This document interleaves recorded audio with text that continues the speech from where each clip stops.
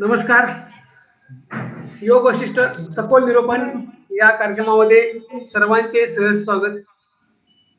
आज निरूपणाचा 60वा दिवस आहे. आदरणीय यतीन सरांना मी विनंती करतो की त्यांनी निरूपणाला सुरुवात करावी. नमस्कार.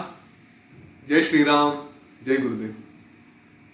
रोजच्या प्रमाणे आपण प्रार्थना करूया आणि आपल्या सत्राला सुरुवात करू.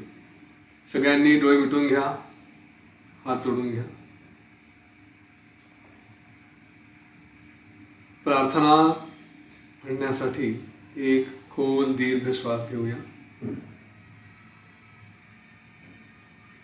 गुरुर्ब्रह्मा गुरुर्विष्णू गुरुर्देवो महेश्वरः गुरु साक्षात् परं ब्रह्म तस्मै श्री गुरवे नमः. तस्मै श्री श्री गुरवे नमः.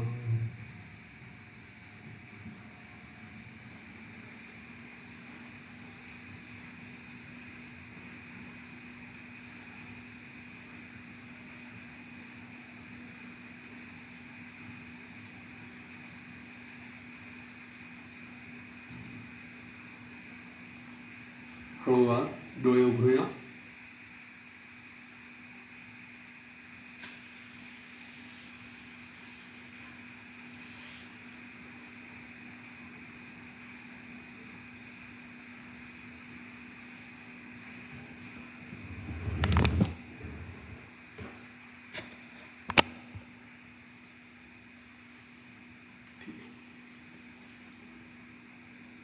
योग वसिष्ठामध्ये आपण उद्दालक मुनींचं त्यांनी कसं ध्यान केलं, निर्विकल्प समाधीचा त्यांचा प्रवास कसा झाला, हे सगळं बघतोय. आज थोडंसं वेगळं काम करू आपण. आतापर्यंत त्यांनी जे जे काही ध्यान केलं उद्दालक मुनींनी, आणि त्या ध्यानामधून त्यांनी जसं आपलं एक एक अस्तित्व स्वतःचं कमी कमी करायला सुरुवात केली. त्याच्यात त्यांनी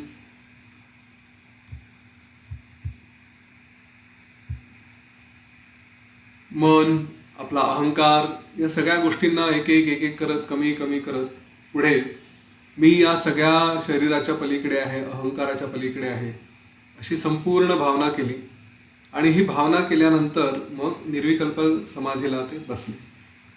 आता या समाधीमध्ये हा जो ध्यान सगळा प्रकार त्यांनी केला, ओंकारपासून मग आपलं सगळं प्राणायाम आणि या सगळ्या गोष्टी करत करत त्यांनी पुढे स्वतःला निर्विकल्प समाधीत कसं नेलं, हा सगळा प्रवास इथे योग वसिष्ठमध्ये दिलाय. आणि खरं म्हणजे ते जे काही सांगितलं आहे त्याच्यात मी तुम्हाला सांगेलच, परंतु ते वाचून त्याचा अनुभव घ्यावा अशी ती गोष्ट आहे. कारण इथे मी सांगितलं तर मी तुम्हाला समाधीमध्ये घेऊन जाऊ शकत नाही, कारण तो माझा अधिकार नाही. आणि ते वाचलं नाही तर कळणार नाही नेमकं काय. बरं, नुसतं शब्दांनी सांगितलं तर त्याचा अनुभवही घेता येणं कठीण आहे. त्यामुळे आज आपण दोन्ही गोष्टी साधता येतील असं बघू. मी अगोदर सगळं शब्दांनी सांगतो, त्यांनी कसा प्रवास झाला, काय काय विचार आले, काय काय भावना आल्या, ध्यान करताना त्यांच्या मनामध्ये काय काय होत गेलं. आणि हा जो पहिल्यांदा सविकल्प म्हटलेला आहे, सविकल्प म्हणजे की मला आता ध्यान करायचं आहे, मला आता या सगळ्या काही गोष्टी येत आहेत त्याच्यातून पुढे पुढे पुढे पुढे जायचं. आणि आपण जे काही आपल्या बाबतीत घडतं आहे, हे मागेही मी 1-2 सत्रांमध्ये सांगितलं आहे की ध्यानाला बसल्यानंतर माझ्या बाबतीत जे जे घडतं आहे, मग ते झोप येणं असू द्या, वेगवेगळे रंग दिसू द्या, किंवा आणखी काय दिसत असेल, तर या सगळ्यांमध्ये न अडकता पुढे पुढे जायचं, हा जो सगळा प्रवास दिलेला आहे हा इथे सांगितला आहे. आज मी तो सगळा स्पष्ट करेन. आणि एकदा हे सगळं मी हे नाही, मी ते नाही, माझं असं नाही, माझं तसं नाही, हा सगळा प्रवास पूर्ण झाला की त्याच्यानंतर कुठलाही विकल्प उरत नाही. त्याच्यानंतर जे उरतो ते फक्त आपलं अस्तित्व, की मी आहे. आणि हा जो असण्याचा प्रकार आहे, केवळ असणं, त्याला तुम्ही वर्णन नाही करता येत, काही नसणंही म्हणता येत नाही आणि असणंही म्हणता येत नाही. या सगळ्याच्या पलीकडचं ती जी समाधी असते की तिथे विकल्प कुठलेच नाही. सुरुवातीला मी आता ध्यानाला बसणार आहे, मला ध्यान करायचं आहे, मग ध्यान करता करता अच्छा असं होतं आहे, अच्छा तसं होतं आहे, हे सगळे बघत जाणं आणि या गोष्टींपासून स्वतःला दूर ठेवणं. हा एक विकल्प असतो की मला कशातही अडकायचं नाही, सगळ्यांपासून दूर राहायचं आहे. हा जो विकल्प आहे तोही नंतर सगळा संपतो आणि फक्त माणूस तो जीव म्हणा, तो परमात्मा म्हणून त्या रूपाने उरतो. तर हे जे उरणं असतं, हे जे असणं आहे, ही जी अवस्था असते ती झाली मग निर्विकल्प. कुठलेही विकल्प नाही, कुठलेही पर्याय येत नाही, काहीही विचार येत नाही, केवळ त्या स्थितीत टिकतो, त्या स्थितीत राहतो. तर आपण काय करूया, मी हे सगळं सांगतो अगोदर, त्यांच्या समाधीच्या अवस्था, त्यांचे अनुभव काय काय आले ते सांगू. आणि आज मी तर स्वतः ध्यान घेणार नाही, पण आपण गुरुदेव श्री श्री रविशंकरजी यांचं ध्यान लावू आणि ते ध्यान करूया. ते ध्यान करताना हे जे काही सगळं सांगितलेलं आहे, हा जो काही चर्चा झालेली आहे, ध्यानात काय असू शकतं, काय नसू शकतं, तर ध्यान करताना त्या गोष्टीचा अनुभव घ्या. आणि त्यावेळेस या उद्दालक मुनींनी जे स्वतःच्या बाबतीत केलं, जे आपल्याला सांगितलं, ते अनुभव करताना बघा की अच्छा माझ्या मनात असे विकल्प येत आहेत आणि मला यांच्यापासून दूर जायचं आहे. गुरुदेव तर सांगतातच ध्यानामध्ये की सगळे प्रयत्न सोडा, सगळे प्रयत्न सोडा, हे सगळं ते सांगत असतात. परंतु इतकं त्याचं नॉलेज नसल्यामुळे किंवा आपण ह्या सगळ्या याचा अभ्यास केलेला नसल्यामुळे त्यावेळेस आपण इतकं त्याला सिरियसली घेत नाही म्हणा, किंवा लक्षात येत नाही, किंवा स्ट्राईक होत नाही. पण आज हे सगळं कळल्यानंतर त्या भावनेतून जेव्हा आपण ध्यान करू तेव्हा बघा की ध्यानाचा अनुभव कसा असतो. आणि मग कळेल की अरे इतकं सुंदर होऊ शकतं ध्यान. मग त्याच्यानंतर मी तुम्हाला खात्रीलायक पद्धतीने सांगू शकतो, खात्री देऊन सांगू शकतो की एकदा हे सगळं ऐकलं आणि याचा एक प्रयोग आज करून बघितला, तर याच्या पुढे जेव्हा जेव्हा ध्यानाला बसाल, तुमची ध्यानाची अवस्था, ध्यानाचा अनुभव हा अतिशय सुंदर असेल. तर आज त्याचा प्रयोगही आणि त्याचा अनुभव पण आपण घेऊया. फक्त जेव्हा केव्हा ध्यान कराल, म्हणजे तुम्ही जर स्वतः कुठल्या सिद्ध गुरूंकडून शिकले असाल तर छान, नसाल, कुठलेच गुरु नसतील तर मी म्हणेल कुठल्या तरी गुरूंकडून मंत्र घेऊन करा. आर्ट ऑफ लिव्हिंगमध्ये सहज समाधी ध्यान म्हणून प्रकार शिकवला जातो. तो डायरेक्ट कोणीही करू शकतो कोर्स. 3 दिवसांचा 2 तासांचा तो कोर्स असतो. त्याच्यामध्ये गुरुमंत्र दिला जातो. तर समाधी अभ्यास हा कसा असतो हे तिथे दिलं जातं, ते शिकवलं जातं. आणि ते ध्यान ह्या ज्ञानाच्या मार्गातून जर केलं तर ते अतिशय सुंदर होतं. त्यामुळे तिथे शिकू शकता. तुम्हाला आणखी इतर कुठे ठिकाणी शिकायचं असेल ते शिका, पण हा एक गुरूंच्या आशीर्वादाने असलेला ध्यानाचा मार्ग जरूर असावा. कारण असं म्हणतात की हे ध्यान करताना कधी आपण इकडे तिकडे भरकटू शकतो, आणि असं जर भरकटलो, आपलं लक्ष कुठे अडकलं, कुठे विचलित झालं, तर कदाचित आपल्यावरती सुद्धा त्याचा परिणाम होऊ शकतो. त्यामुळे जेव्हा ध्यानाला बसाल तेव्हा पहिल्यांदा गुरूंचं स्मरण करायचं, गुरूंची आज्ञा घ्यायची की मी हे तुम्ही शिकवलेल्या मार्गातून, तुम्ही दिलेल्या ज्ञानातून मी हे ध्यान करतो आहे, आणि त्याच्यामुळे मला या प्रक्रियेत संपूर्णपणे सांभाळून घ्या. आणि असं त्यांनी म्हटल्यानंतर मग आपण त्यांचा आशीर्वाद घेतल्यानंतर मग आपलं ध्यान पुढे न्यायचं. त्यामुळे मी फक्त त्याच्यात काय असतं, काय अनुभव येऊ शकतात, ते कसं, जे अनुभव येतात त्यांना कसं सामोरं जायचं, ते कसे हाताळायचे, हे सगळं इथे आज आपण चर्चा करू. आणि त्याच्यानंतर मग श्री श्री रविशंकरजी यांचं ध्यान घेऊ. ते गुरु आहेत, सिद्ध आहेत, त्यांनी घेतलेलं ध्यान हे ते सगळं सांभाळून घेतील. तिथे माझ्या जबाबदारीचा प्रश्न येत नाही. त्याच्यामुळे मी करू शकत नाही, मी ते त्यांच्या खांद्यावर सोपवून दिलं, ते करतील. ठीक आहे. उद्दालकांनी ओंकाराची उपासना केली, उद्दालक मुनींनी, आणि त्यांनी ओंकाराची जी इथे प्रक्रिया सांगितलेली आहे ती वस्तुतः तसं करणं थोडं कठीण आहे. परंतु तरी काय सांगितलं आहे ते आम्ही इथे सांगतो. त्यांनी ओंकाराचा उच्चार करताना, ओंकार हे परब्रह्माचं प्रतीक आहे, आणि जे ओंकाराचा उच्चार करतात आपल्या इकडे इतकं महत्त्व आहे की आपल्याला कळत नाही, की अगदी सहज म्हणून ते येतं. पण ओंकारामुळे जे प्रॅक्टिस करतात, ओंकाराचा जो अभ्यास करतात, त्यांना परमपद प्राप्त झाल्याशिवाय राहत नाही, असं इथे योग वासिष्ठामध्येच म्हटलेलं आहे. तर हा असा पूर्ण निश्चय करून जेव्हा आपण व्यवस्थित ओंकार करायला लागतो त्याचे अनुभव खूप सुंदर असतात. आपल्याला आपल्या संस्कृतीमध्ये आवाज कमी आहे सगळ्यांसाठी की व्यवस्थित आहे आवाज? आवाज व्यवस्थित आहे ना? ठीक आहे. तुमचा आवाज वाढवून घ्या, थोडा व्हॉल्यूम वाढवा.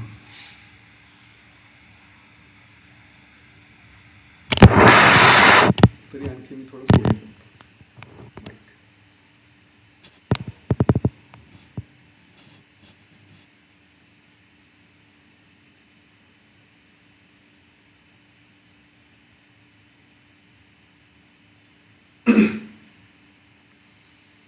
आपल्या संस्कृतीमध्ये अतिशय उच्च दर्जाच्या गोष्टी इतक्या सहजतेने दिलेल्या आहेत.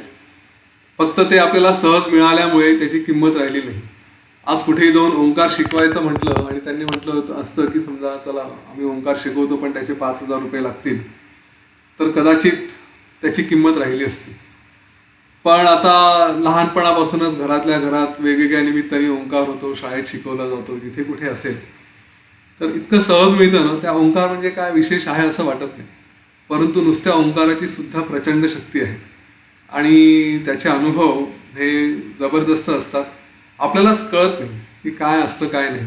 पुढे कधीतरी हा गुरुकृपा विषय आहे आणि ज्ञान यांचे परिणाम, यांचे सूक्ष्म परिणाम याबद्दल जरूर बोलेल. आज मात्र आपण आपला विषय पुढे घेऊन जाऊ. तर उद्दालक मुनींनी हा ओंकाराचा उच्चार केला तेव्हा ओंकारचे 3 भाग केले. त्याच्यातला जो पहिला भाग आहे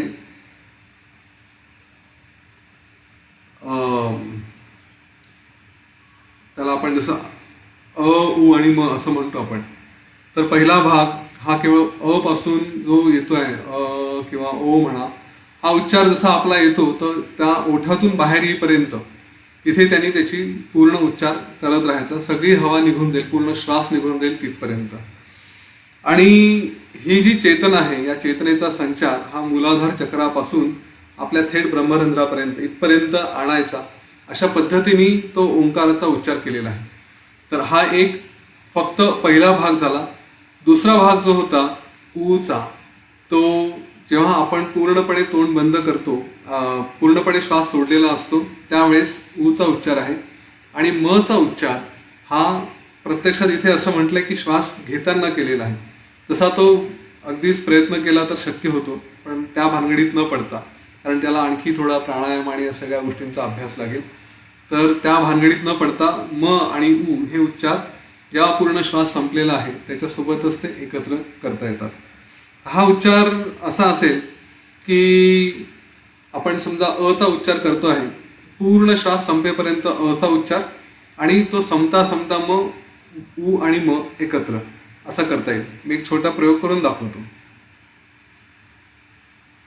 मूलाधार पासून ब्रह्मरंध्रापर्यंत हा प्रवास होतो आहे असा बघायचा संपूर्ण.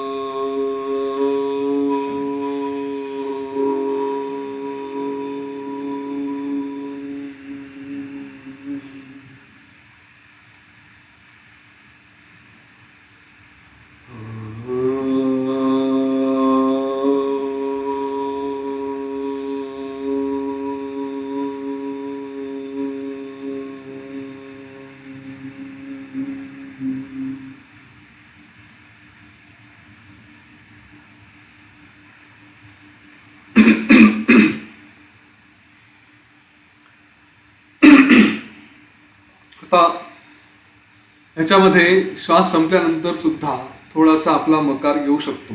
आपण हे अनुभव केलेला. पूर्ण श्वास सोडून द्या आणि करू शकतो आपण. श्वास धरलेला असेल, सोडलेला असेल तरी.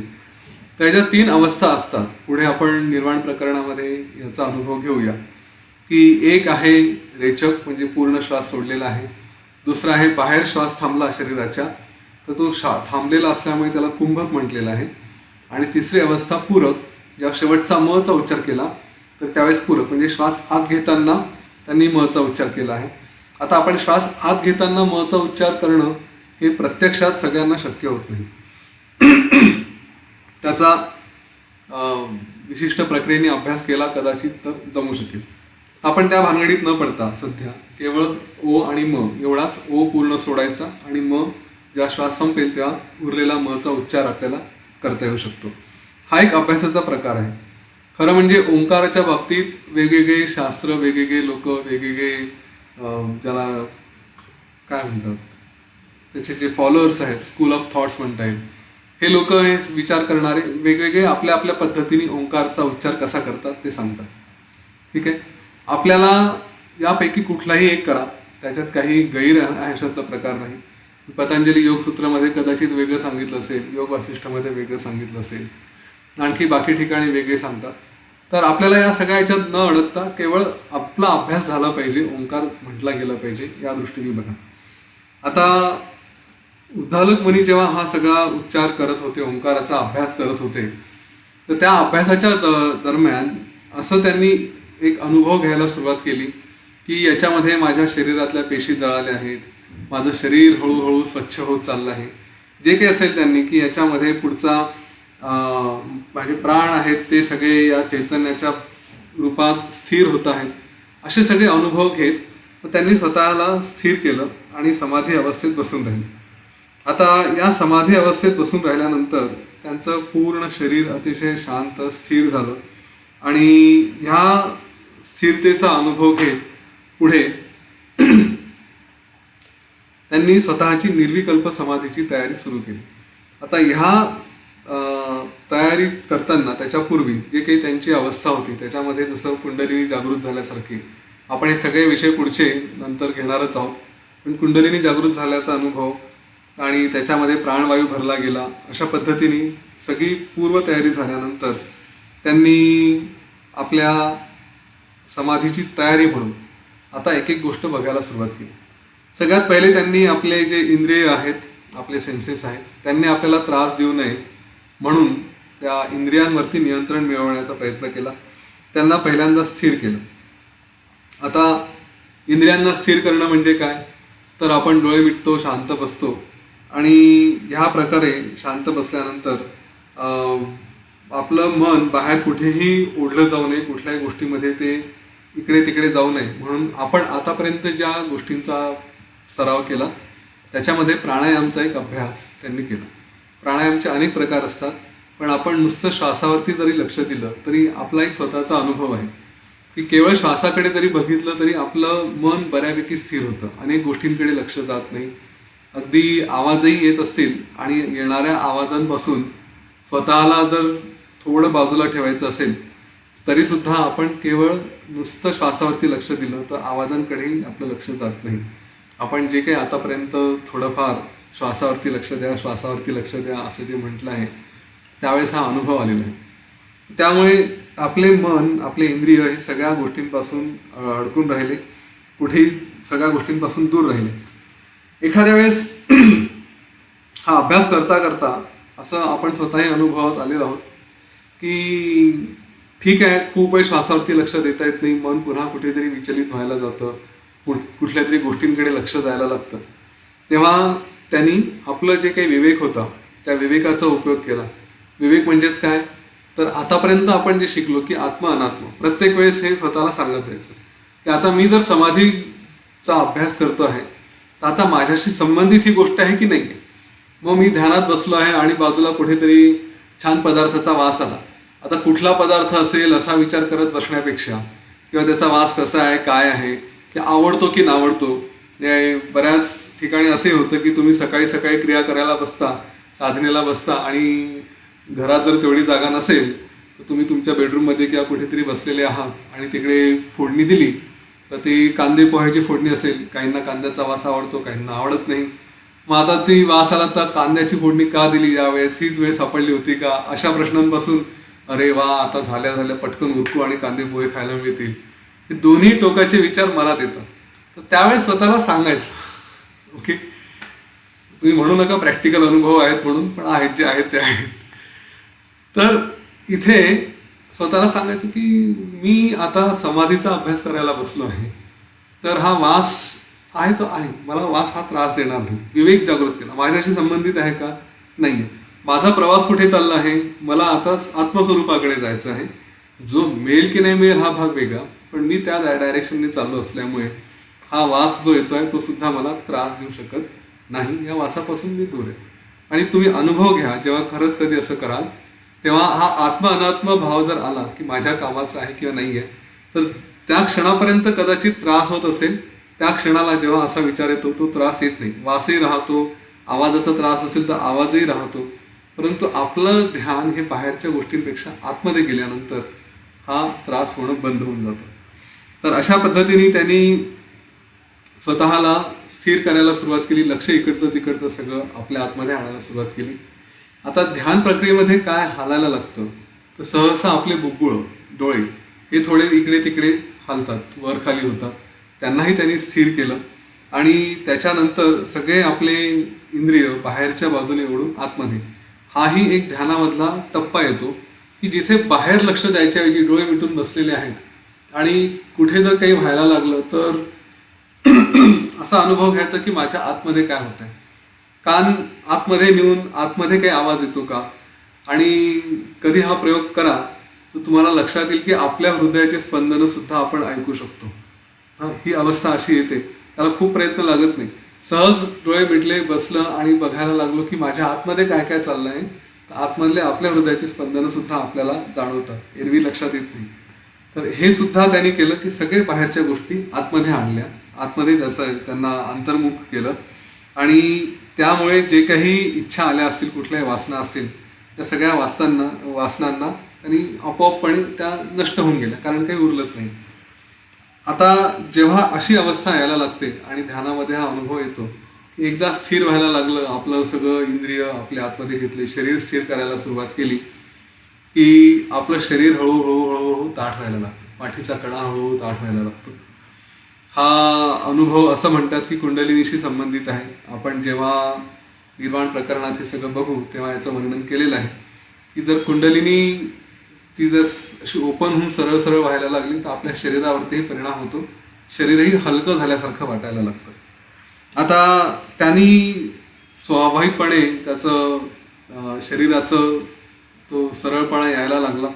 त्याचाच उपयोग करून त्यांनी आपले बंध लावून आपले सगळे 9 द्वार असतात शरीरातले, ते सगळे द्वार बंद केले आणि त्याच्यानंतर आपल्या प्राणांना सुद्धा त्यांनी सगळ्या नाड्यांमध्ये स्थिर केलं, त्यांना हृदयात आणलं.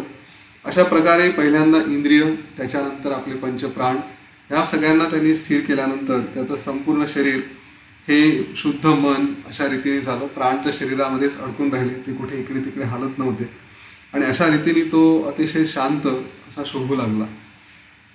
ह्यानंतर आता एकरूपतेकडे त्याचा हा प्रवास चाललेला आहे.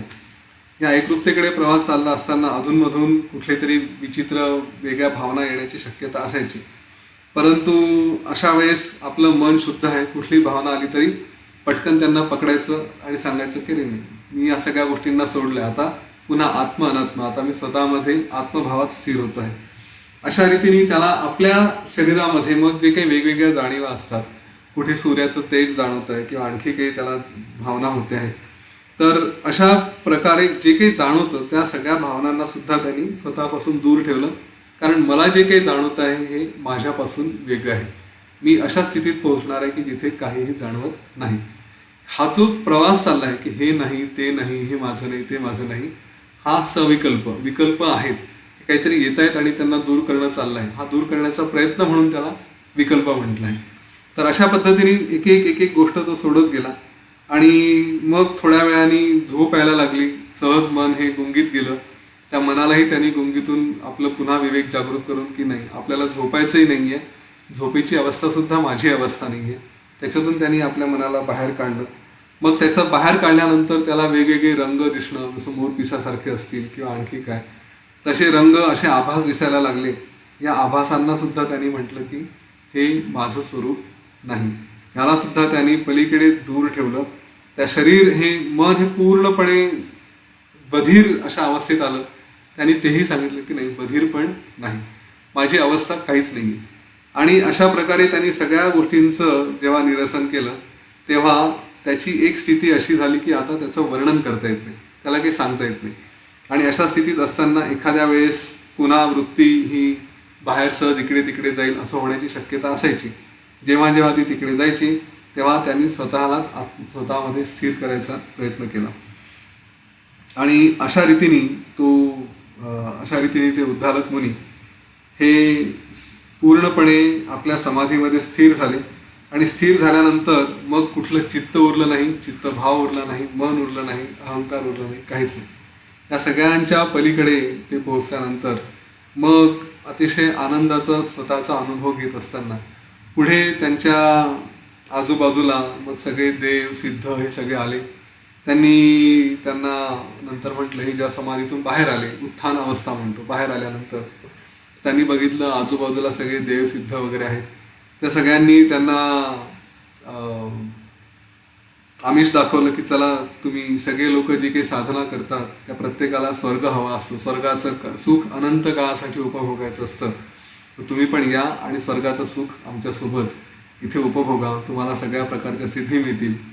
तर त्या उद्दालक मुनींनी त्यांच्याकडे बघितलं पण नाही. आणि असा बराच काळ घालवल्यानंतर पुन्हा समाधीला लागले. आणि नंतर मग पुन्हा 6 महिन्याच्या समाधीनंतर त्यांनी समाधीचं विसर्जन केलं. त्याच्यानंतर पुन्हा आजूबाजूला बघितलं तर सगळे देव हे सगळे तिथे उपस्थित होते. आणि उद्दालक मुनींनी त्यांना परत पाठवून दिलं. आणि त्यानंतर ते सगळं जेव्हा ते परत पाठवले म्हणजे काय, ते सिद्धसुद्धा त्यांच्यासोबत काही काळ थांबले. हे आपल्या ध्यानाच्या अवस्थेत राहिले, सिद्ध काही काळ तिथे राहिले. आणि त्याच्यानंतर ते सिद्धसुद्धा चालले गेले. हे सगळं केल्यानंतर मग हा एक प्रकारचा नित्यक्रमच झाला की कधी समाधीत राहायचं, कधी बाहेर यायचं, पुन्हा समाधीत जायचं, आपले व्यवहार सुरू ठेवायचे. असं करत करत अनेक वर्ष अनेक काळ राहिल्यानंतर मग ते असं म्हटलंय की सत्ता सामान्य स्थितीत येऊन राहिले. श्रीराम विचारतात की सत्ता सामान्य स्थिती म्हणजे काय, ह्या शब्दाचा अर्थ काय सत्त सामान्याचा. तर वसिष्ठ ऋषींनी सांगितलं की विशेष सत्ता विशेष आणि सत्ता सामान्य हा एक भेदभाव लक्षात घ्यावा. तर विशेष म्हणजे काय की मी काहीतरी आहे, आणि सामान्य म्हणजे काय की जे काहीच नाही. असा साधा सरळ त्या शब्दांचा, अक्षरशः शब्दांचा अर्थ घ्यायचा झाला तर तो असा अर्थ होतो की इथे सगळीकडे एकच सत्व आहे, एकच तत्व भरून राहिलेलं आहे. सगळ्यांची जी सत्ता म्हणजे काय, अस्तित्व. अध्यात्मामध्ये बऱ्याचदा याची सत्ता असत नाही, त्याची सत्ता असत नाही असा शब्द प्रयोग केलेला आहे. तर सत्ता म्हणजे त्याचं अस्तित्व. तर इथे म्हटलंय की सगळीकडे एकच सत्ता आहे, एकच अस्तित्व आहे. त्याच्यामुळे जे काही आहे ते सगळं सामान्य, असं कोणी वेगळं विशेष असं नाही. हो ना, आपण सामान्य जन काय म्हणतो, जे सगळे एक दुसऱ्यासारखे आहेत त्यांना सामान्य म्हणतो. कोणीतरी त्यांच्यापेक्षा वेगळं आहे तर त्याला विशेष म्हणतो. तर ही जी अवस्था आहे की सगळीकडे सामान्य, सगळीकडे एकच आहे, त्याच्यात वेगळं काहीच नाही, मी वेगळं नाही किंवा आणखी इतर कोणी वेगळं नाही, ही भावना त्यांनी उद्दालक मुनींनी केलेली असल्यामुळे त्या स्थितीत, सत्ता सामान्य स्थितीमध्ये, म्हणजे सगळीकडे एकच अस्तित्व आहे या स्थितीत ते राहिले. आणि त्याच्यानंतर या समाधीकाली राहिल्यावर बराच काळ त्यांनी पुढे आपल्या स्थितीत राहिले. आणि नंतर मग ठरवलं की चला आता भोग झाले, आता हे शरीर सोडावं. आणि म्हणून त्यांनी जे जीवनमुक्ताची अवस्था होती ती सोडून आता विदेहमुक्तीची अवस्था त्याचा अभ्यास केला. आणि तीच स्थिती ठेवून काही काळांनी त्यांनी जे काही आपलं आसन वगैरे तयार करतात तसं केलं. मग सगळे आपले प्राण एकत्र केले आणि पूर्ण प्रोसेस याच्यात दिलेली आहे की त्यांची दृष्टी कुठे होती, त्यांच्या शरीरामध्ये काय परिणाम झाला. असं करत करत करत त्यांनी हळूहळू आपलं शरीर हे सोडून दिलं.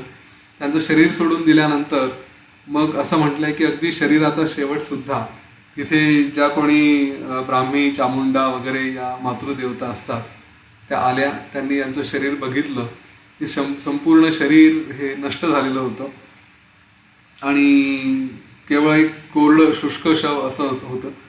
तर त्या स्वतःचं जे काही त्यांचे भूषण असतात, आभूषण असतात, त्याच्यामध्ये यांनी त्या देवतांनी या उद्दालकाचं शरीर हे धारण केलं. असं म्हणतात, वसिष्ठ ऋषींनी सांगितलं आहे की त्या शवाला सुद्धा, डेड बॉडीला सुद्धा एवढं श्रेष्ठ स्थान प्राप्त झालं. आणि मग ह्या उद्दालकाला स्वतःला भगवंताचं स्थान, परमपद प्राप्त झालं नसेल काय, ते तर सहज शक्य झालं असेल. तर ही जी सगळी त्यांची शरीर सोडण्याची प्रक्रिया, ह्या सगळ्या गोष्टी इथे दिलेल्या आहेत. आपण त्याच्यात सध्या जाणार नाही, कारण आपल्याला तसं काही करायचं नाही आहे.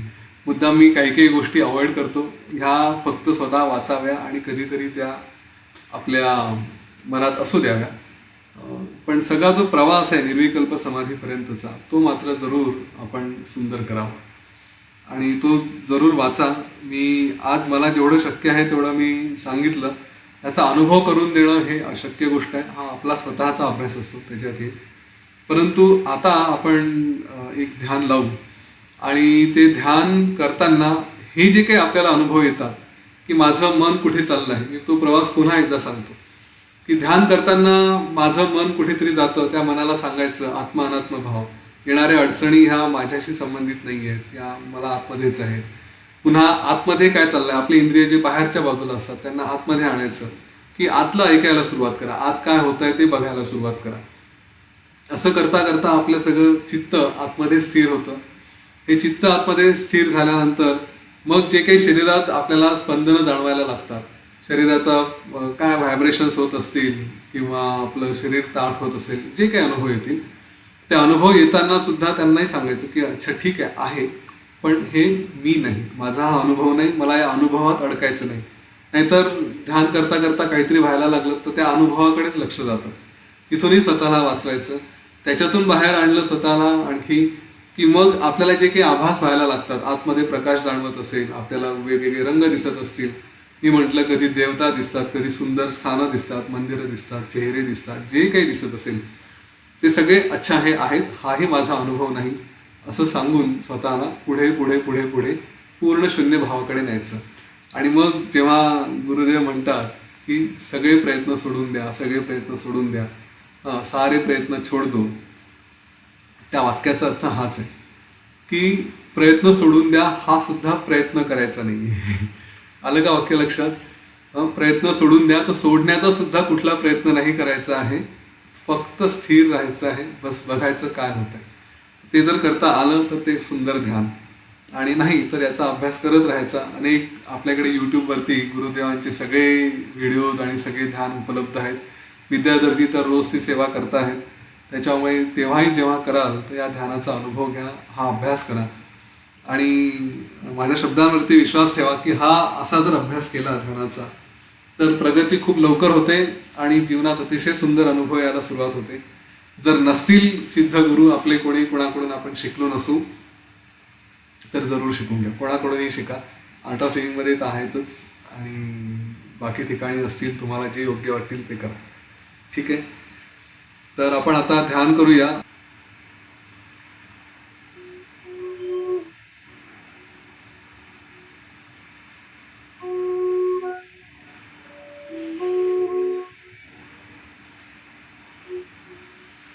आंखें बंद कर लें, एक गहरी सांस लें और धीरे धीरे सांस छोड़ें.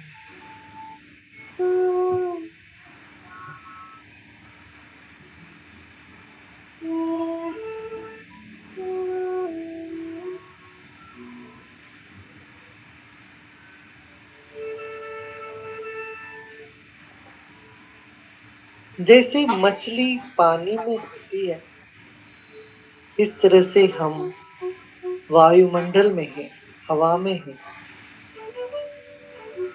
हमारे भीतर और बाहर हवा है, इसको महसूस करें. एक और गहरी सांस लीजिए और सांस छोड़िए.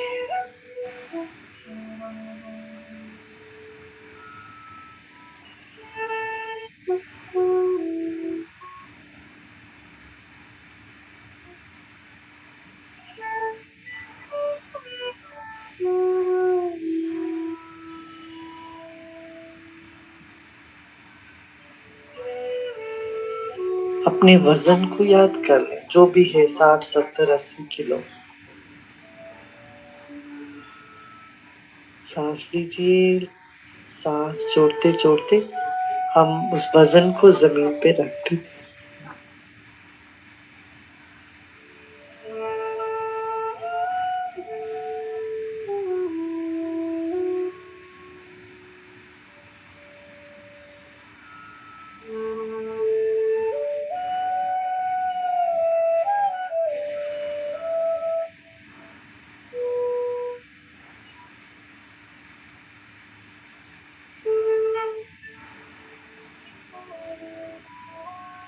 हमारा शरीर प्रभु से मिली हुई एक अद्भुत देन है। यह शरीर प्रभु का है। इस शरीर को सम्मान करें मन ही मन।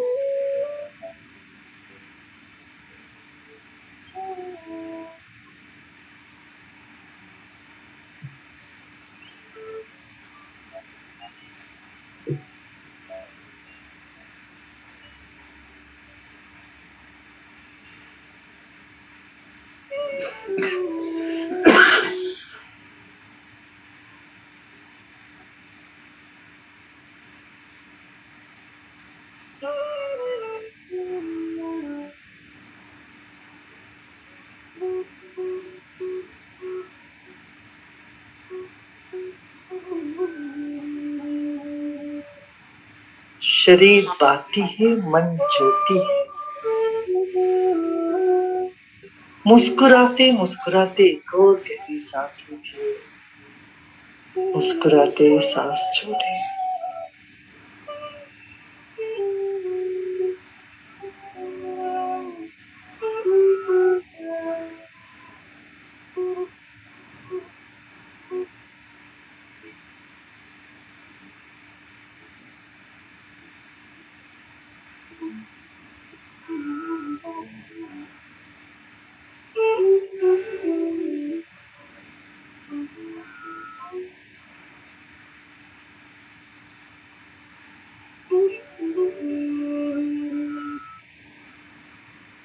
फिर एक गहरी सांस लीजिए।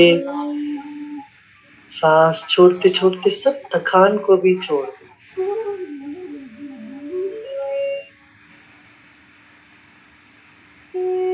शरीर को और ढीला छोड़ें, विश्राम करें।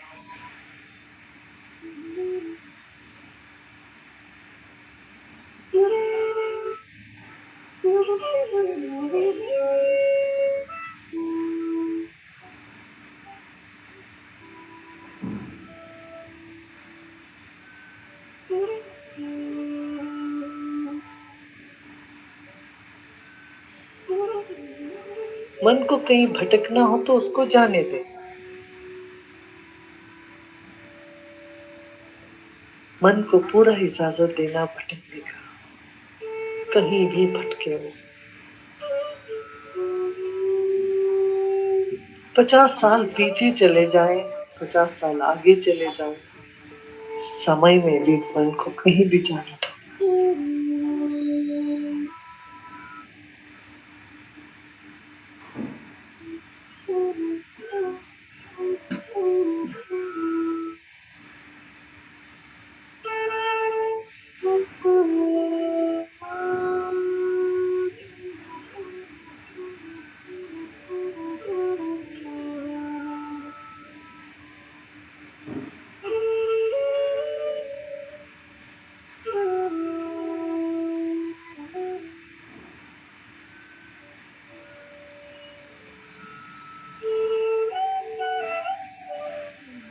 एक और गहरी सांस लीजिए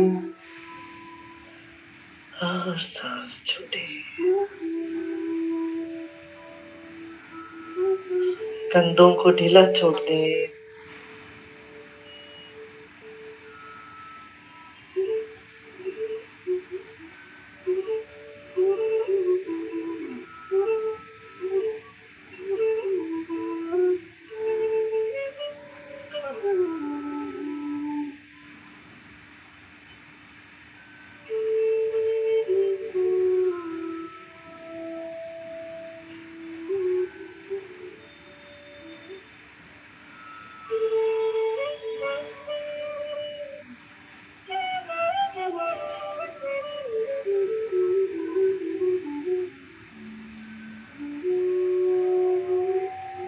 प्रभु का प्रेम जैसे एक बच्चे के लिए माँ का प्रेम होता है, इस तरह से चारों ओर प्रभु का प्रेम को महसूस करो। आप माँ के गोद में बैठे हो, माँ भगवती की।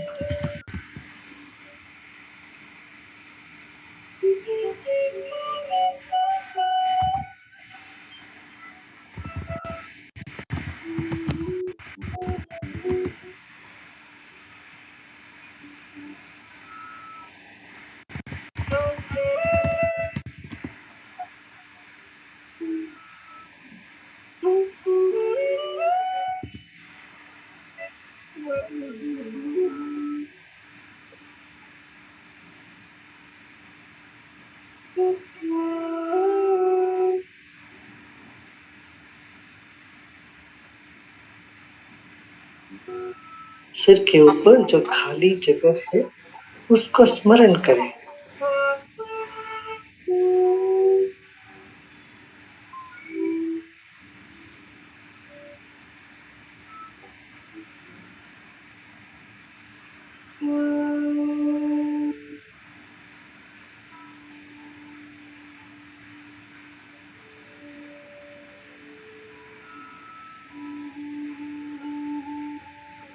सब तरह की चेष्टा छोड़कर विश्राम।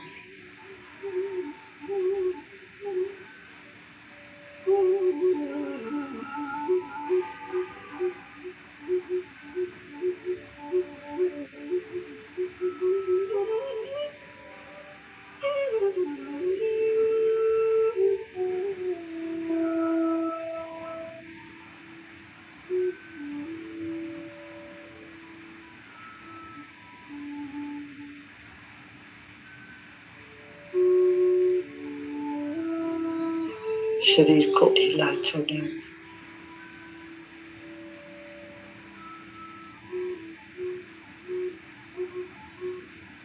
एक गहरी सांस लीजिए।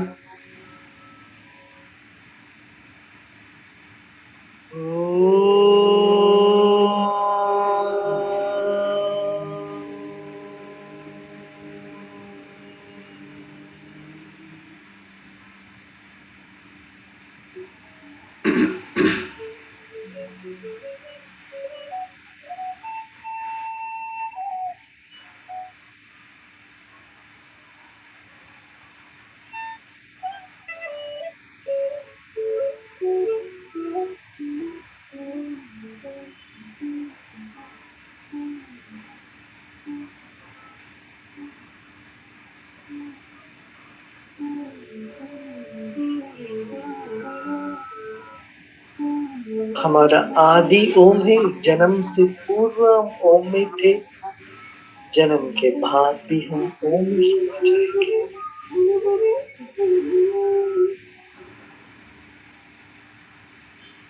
एक गहरी सांस लीजिए।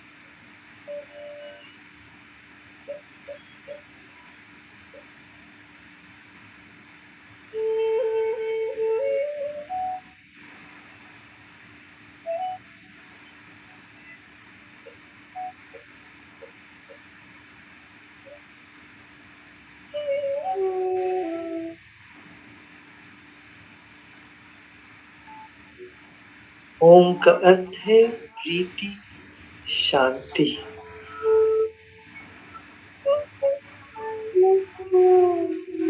एक गहरी सांस लीजिए।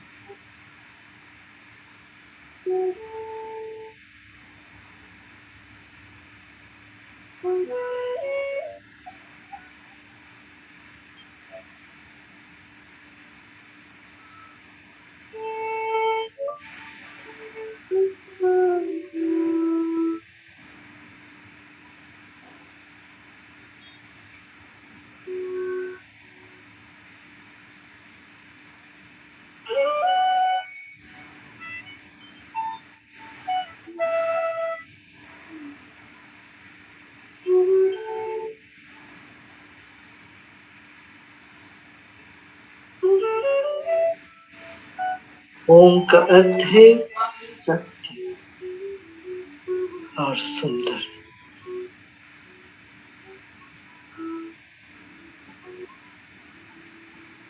एक गहरी सांस लीजिए।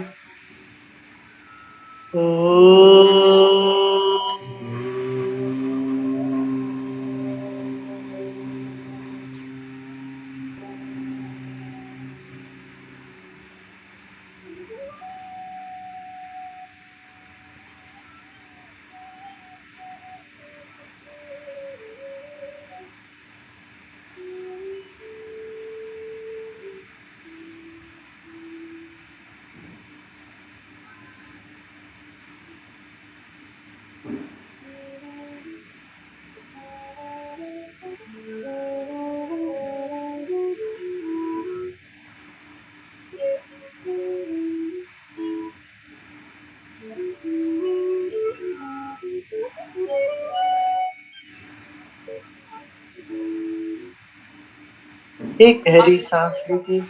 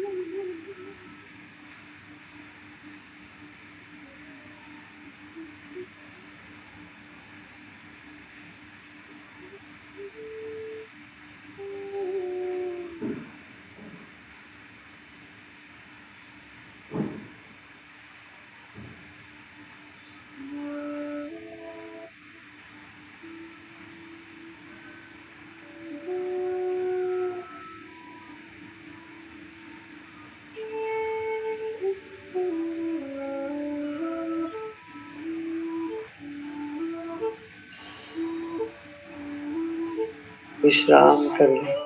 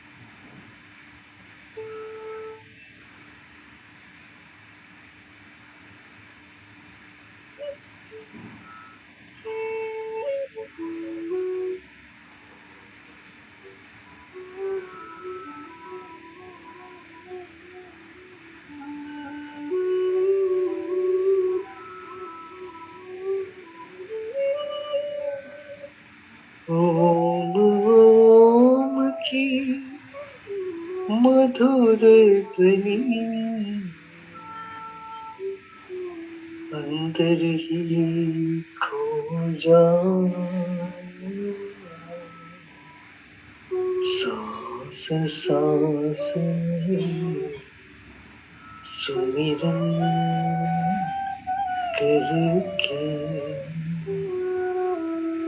बार बार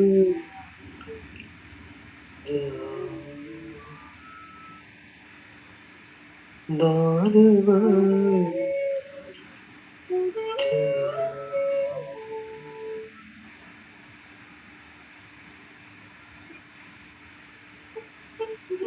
तुम बिना मेरा कोई न लगे, जिसको अपना सांस सांस में सुमिरन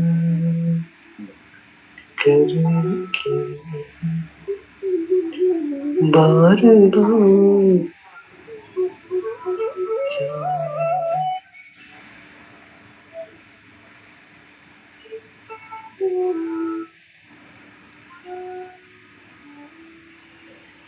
लोका समस्ता सुखिनो भवन्तु।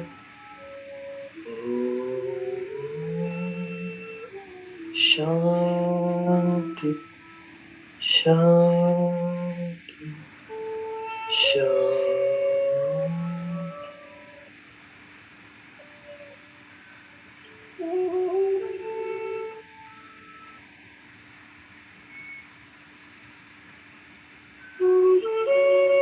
और सांस लीजिए,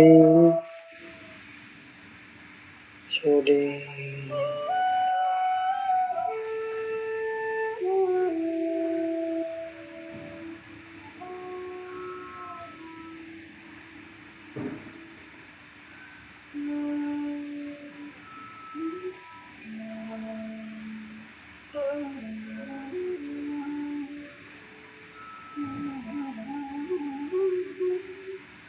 धीरे धीरे शरीर और परिसर के प्रति सजग होते होते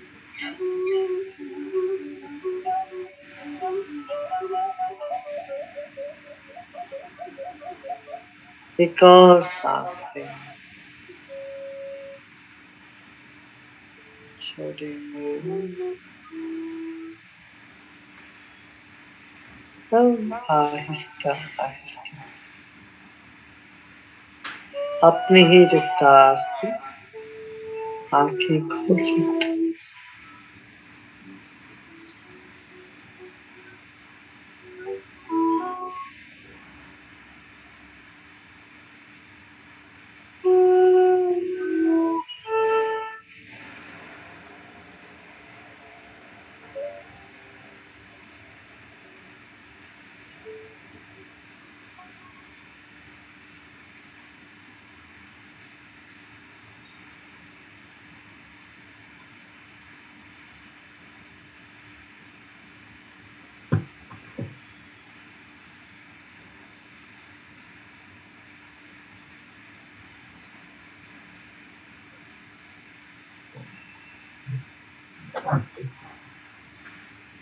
छान. तर पुन्हा एकदा आवाहन करेल, ध्यान शिका.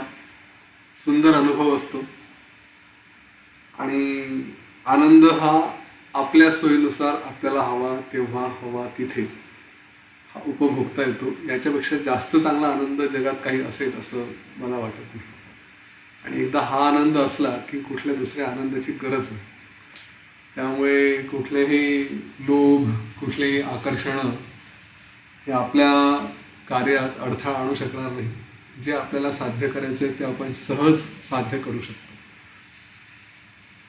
तर इथे थांबूया. हा अनुभव तुमचा तुमच्याजवळ ठेवा आणि तुम्हाला काही शेअर करायचं असेल, काही सांगायचं असेल जरूर सांगा. नाही तर शांत राहा. ठीक आहे, आज थांबूया. जय श्रीराम, जय गुरुदेव.